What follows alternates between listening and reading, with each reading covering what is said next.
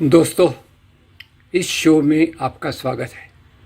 आज हम बात करेंगे अभी अभी जो सोशल मीडिया पे बुली बाई नाम का एक ऐप आया। इसने जो मुस्लिम महिलाएं, ख़ास तौर से जिन्होंने शाहीन बाग के बाद और उसके पहले सामाजिक मुद्दों पर अपनी आवाज़ उठाई और ऐसी प्रमुख महिलाओं के फ़ोटोज़ को डिस्टॉर्ट करके नीलामी के लिए लगाया गया। उसमें बुली बाई ऑफ द डे और इस प्रकार से उन महिलाओं को बहुत शर्मसार करने की एक बहुत ख़राब कोशिश की गई। इसके पहले थोड़ा मैं आपको याद दिला दूं, करीब 6 महीने पहले इसी प्रकार का एक और ऐप आया था। वो था सुली डील्स। अब पहली बात, उस सुली डील्स में भी इसी प्रकार से महिलाओं, ख़ास तौर से मुस्लिम महिलाओं को एक अपमानित किया जाता था उनकी बोली लगाकर। और इसमें जो इसके बारे में जब शिकायत की गई तो दिल्ली की पुलिस ने अभी तक कोई उसके बारे में जांच पड़ताल नहीं की। जहां तक ये मामला है, ये बम्बई की पुलिस ने बुली बाई ऐप के बारे में जांच किया और 4 अभियुक्तों को उसमें पकड़ा। पहली बात तो ये हम देख लें कि दिल्ली पुलिस जो है वो केंद्रीय गृह मंत्रालय अमित शाह जी के अंडर में आती है और 6 महीने तक वो अपराधियों को पकड़ने में असमर्थ रहे। अभी तक भी उन्होंने इस बारे में कोई एक्शन नहीं लिया। और जहाँ तक अब आप जानते हैं कि महाराष्ट्र में दूसरी सरकार है, एनसीपी, शिवसेना, कांग्रेस की सरकार है, तो पुलिस ने बराबर तुरंत उस पर एक्शन लेकर 4 अभियुक्तों को पकड़ा, जिसमें जो चौथा अभियुक्त है नीरज बिश्नोई, वो कह रहा है कि इसकी जिम्मेदारी उस पर है। मुख्य बात यह है कि ये जो चारों अपराधी हैं, ये चारों नौजवान हैं, नवयुवतियां हैं, 18 से 22 साल के बीच में हैं। कोई विद्यार्थी है, कोई जो लड़की है जिसका नाम है श्वेता सिंह, वो उसने अभी अभी 12वीं की परीक्षा पास की है। तो इन सब में एक तो ये सिद्ध करना पड़ेगा कि वास्तव में अपराधी कौन है, वो बात एक और है। पर अपराधियों को पकड़ने की प्रक्रिया में दिल्ली की पुलिस सुल्ली डील्स के अपराधियों को पकड़ने में नाकामयाब क्यों रही, ये एक सोचने की बात है। दूसरा, बुली बाई के नाम पर जो आया, उसमें खैर बम्बई की पुलिस, क्योंकि यहाँ की सरकार अलग है, अलग नीतियाँ हैं, तो बराबर अपराधियों को पकड़ा गया। अब दूसरी बात ये देखें कि ये जो 4 नौजवान नवयुवतियाँ इसमें हैं, ये इस प्रकार के नफ़रत के शिकंजे में किस प्रकार से आ गए। मुख्य रूप से ये कहा जा सकता है कि हमारे समाज में जो सांप्रदायिकता के आधार पर नफ़रत फैलाई गई है, ये उसी का एक परिणाम है। ये नौजवान के आने के पहले मुझे एक और बात याद आती है। एक बार उत्तर भारत में अफराजुल नाम के एक बंगाल से आए हुए मुसलमान मज़दूर की हत्या की थी शंभूलाल रेगर ने, लव जिहाद के नाम पर। और उसने ये हत्या के साथ साथ खुद के वीडियो को वायरल किया। उसके अंदर कितनी नफ़रत भरी होगी ये आप देख सकते हैं। और उस समय ये आया था कि वो ज़्यादातर अपना टाइम सोशल मीडिया पे व्यस्त रहता था, सोशल मीडिया देखता रहता था। उसके अंदर एक नफ़रत भरी लव जिहाद के नाम पर, और उसके कारण उसने इस प्रकार का अपराध किया।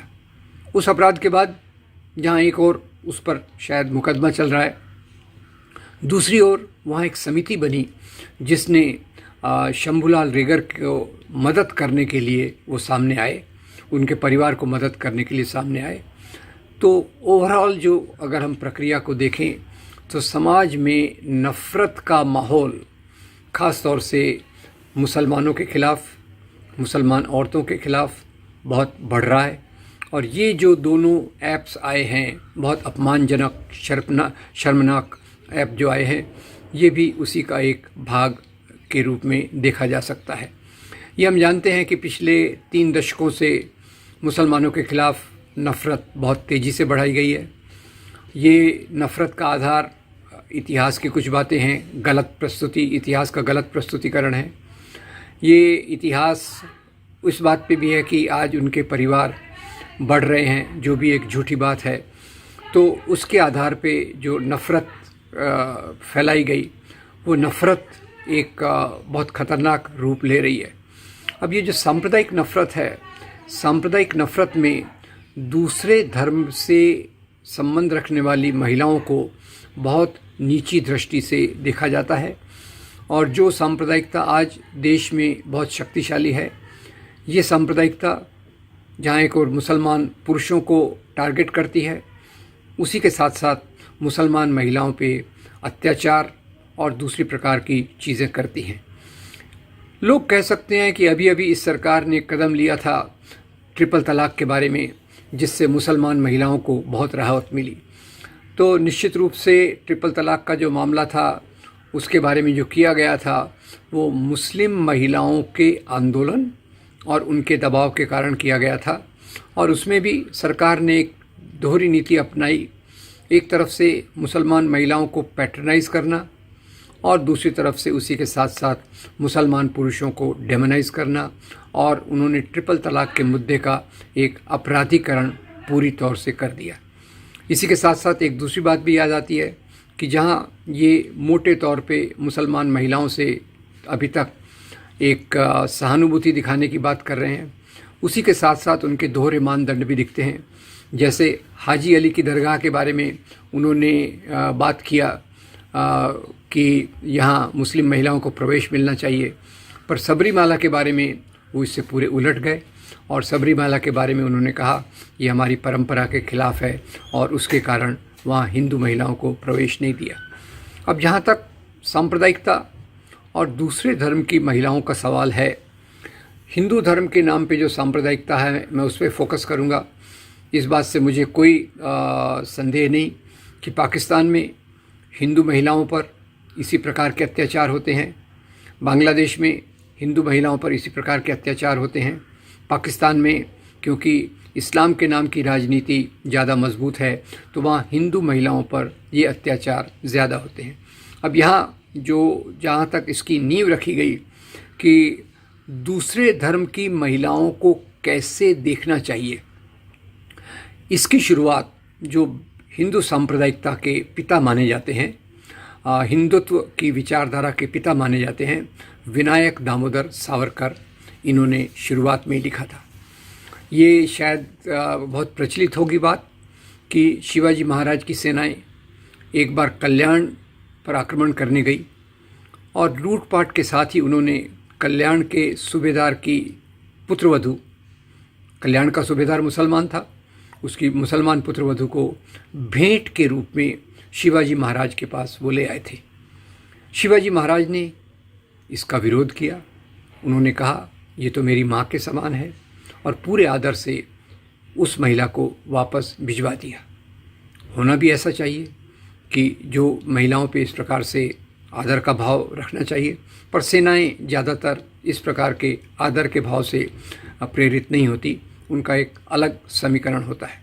खैर, तो विनायक दामोदर सावरकर इस घटना पर उल्लेख करते हुए शिवाजी महाराज की आलोचना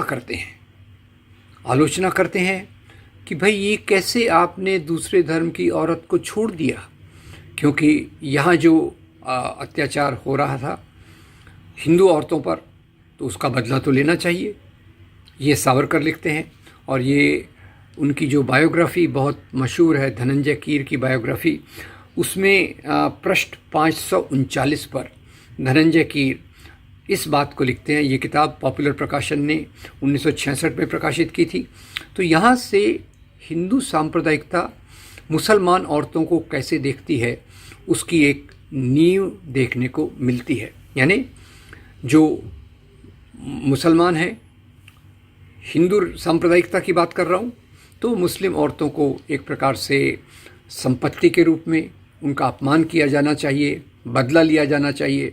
तो स्त्री का शरीर एक प्रकार से सांप्रदायिक राजनीतियों के संघर्ष की ज़मीन बन जाता है।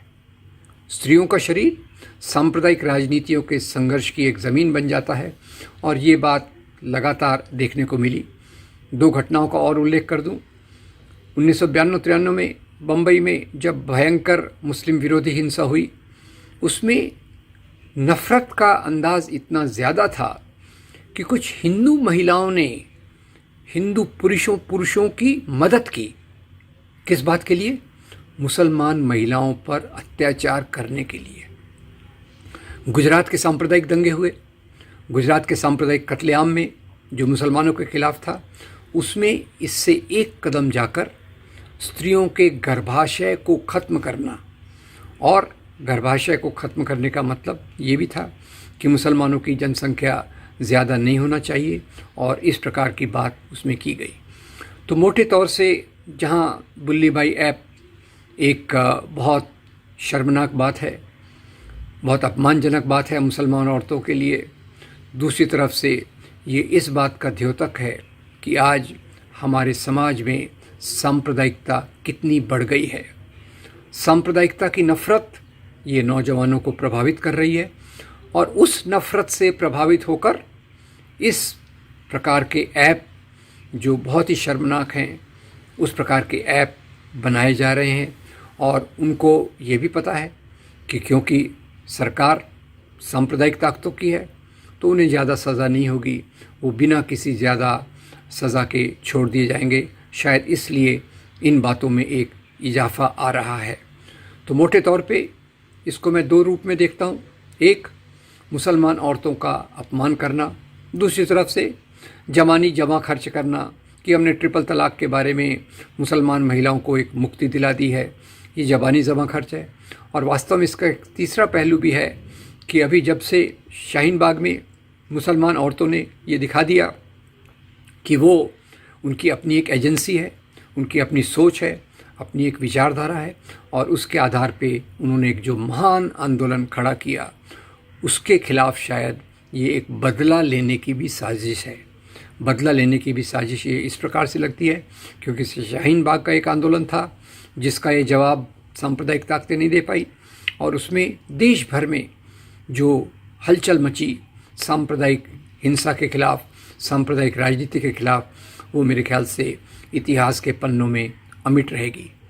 तो आज ज़रूरत इस बात की है कि जो नफ़रत अल्पसंख्यकों के खिलाफ सांप्रदायिक ताकतों द्वारा फैलाई जा रही है, उस नफ़रत का मुकाबला किया जाए। सांप्रदायिकता समाज में भयंकर रूप से बढ़ रही है, और उसी के कारण इस प्रकार के नौजवान नवयुवतियाँ इतने गंदे घिनौने काम में अपने आप को लिप्त पाते हैं जो बहुत शर्मिंदगी का कारण है। तो एक तौर से ये ज़रूरी है कि ये जो लड़के लड़कियां हैं, इनमें से कई विद्यार्थी हैं, लड़की तो कहा जाता है काफ़ी गरीब है, तो इनको भी एक सही रास्ता दिखाने की ज़रूरत हमारे समाज को है। और वो सही रास्ता यही है कि हम सांप्रदायिक राजनीति, सांप्रदायिक नफ़रत का पूरी तौर से मुकाबला करें, और उस रास्ते पर आने की कोशिश करें जो रास्ता महात्मा गांधी और मौलाना आज़ाद का था, जो रास्ता कबीर निज़ामुद्दीन औलिया का था, वो रास्ता जो हमें भारतीय संविधान दिखाता है। और ऐसे अपराधों को माफ़ न करते हुए उन्हें भी सुधारने की कोशिश पूरी करनी चाहिए। तो बुल्ली बाई जैसे ऐप्स का पूरा विरोध होना चाहिए, बहिष्कार होना चाहिए, अपराधियों को सज़ा मिलना चाहिए, और नफ़रत की जो विचारधारा है उसका मुकाबला पूरी तौर से करना चाहिए। आपका बहुत धन्यवाद। अगर आपको ये वीडियो अच्छा लगा तो इसे आप फॉरवर्ड कीजिए, हमारे चैनल को लाइक कीजिए। Thank you very much.